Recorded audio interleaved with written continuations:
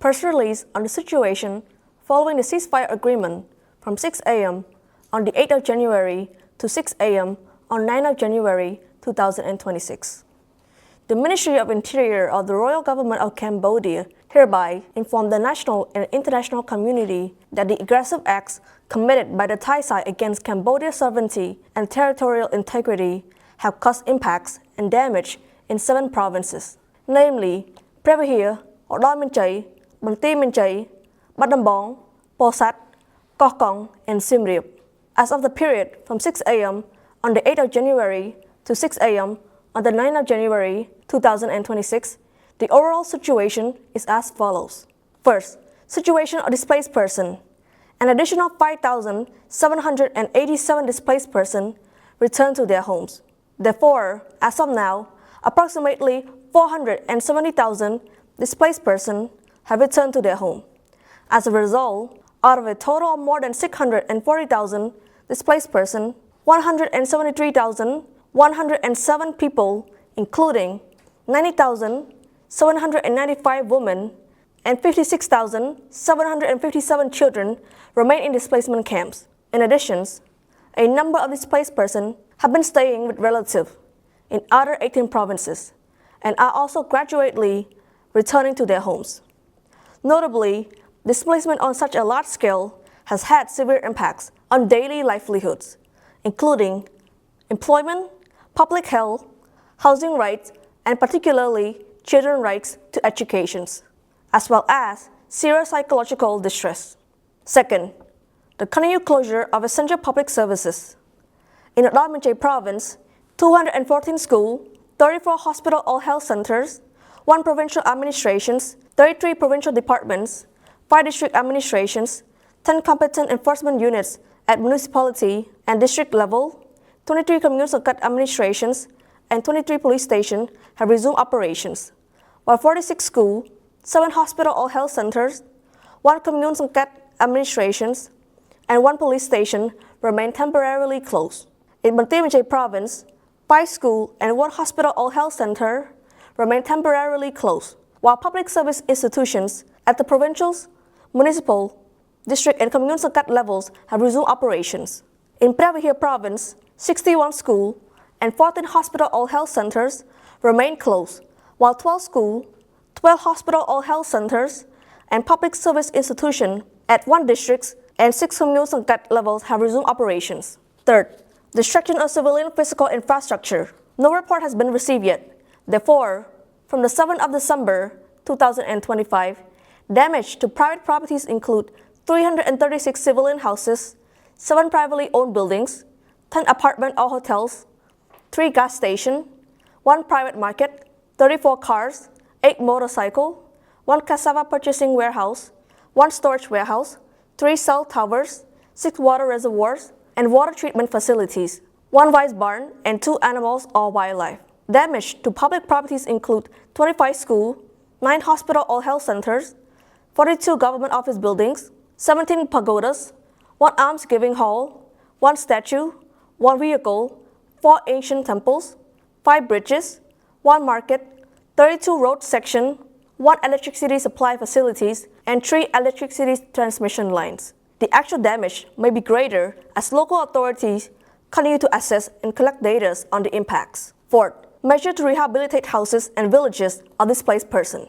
In Prevahir Province, the impact and damage are being assessed, and ongoing assistance and support have been provided to civilians who are not yet able to return to their homes. In Odoi Menchay Province, a total of 84 villages remain inaccessible for civilians to return, while officials are actively preparing houses and village conditions in 172 villages. In Banti Menchay Province, local authorities and relevant officials are arranging temporary shelters for 2,735 families who are not yet able to return to their homes, and undertaking repairs to restore electricity and telecommunication networks. In Badambong Province, local authority and relevant officials are continuing to visit affected residents, provide assistance, and inspect damaged residential sites. In Posat Province, local authority and relevant officials are closely monitoring the situation and conducting visits to residents who have returned to their homes. In addition, local authority and relevant officials at all levels are continuing to cooperate in conducting public awareness and education for residents on the impact and danger posed by the unexploded ordnance. Overall, as of this time, the Ministry of Interior of the Royal Government of Cambodia has been paying close attention to and monitoring developments on the front line on an ongoing basis, working in close coordination with the Royal Cambodian Armed Forces to safeguard sovereignty and the lawful territorial integrity of the nation. At the same time, the Ministry is giving due attention to the appropriate management of displaced persons and has instructed the relevant provincial administrations to continue collecting statistics, conducting inspections, and addressing the impacts that have arisen to the fullest extent possible.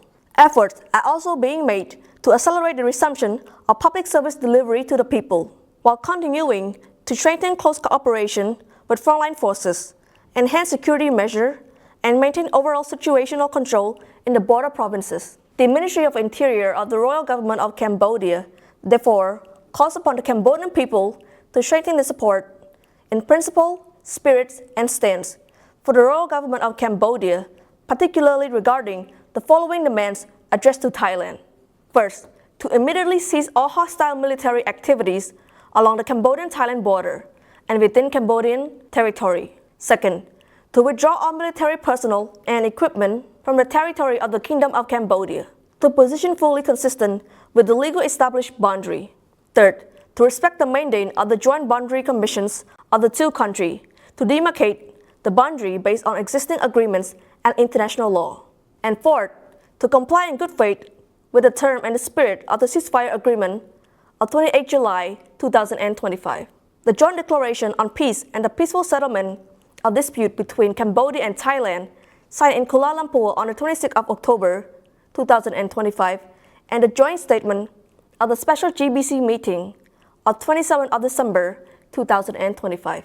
The Ministry of Interior of the Royal Government of Cambodia expresses its full support and sincere confidence in Samdat Decho Hun Sen and Samdat Thapadai Hun Manait with regard to both national defense strategies and diplomatic policies in accordance with the Constitution of the Kingdom of Cambodia and the Charter of the United Nations. In particular, the Ministry underscored the special message of Samdat Decho Hun Sen, which reaffirmed that Cambodia will not make any concession compromising its sovereignty or dignity. Accordingly, all fellow citizens are called upon to continue strengthening their spirits of patriotism, self-reliance, diligence, and national ownership in order to safeguard and build our nation.